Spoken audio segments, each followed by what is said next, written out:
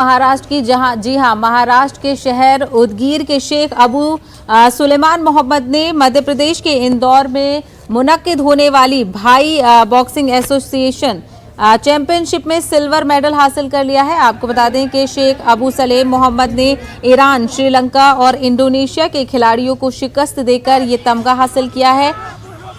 उदगीर तालिका से ताल्लुक रखने वाले शेख अबू सुलेमान मोहम्मद का ईरानी खिलाड़ियों के साथ हुए मुकाबले में हाथ फ्रैक्चर हो गया था, ताहम उन्होंने हार नहीं मानी और रिंग में डटे रहे। शेख अबू सुलेमान महमूद की इस जीत से उनके इलाके में खुशी का माहौल है और सियासी व समाजी तंजीमें उन्हें मुबारकबाद पेश कर रही हैं।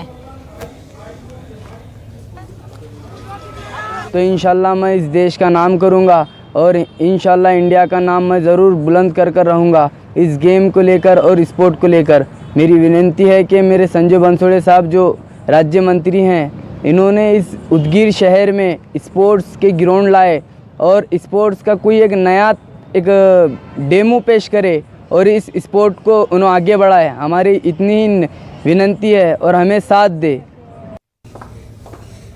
तो इस वक्त की बड़ी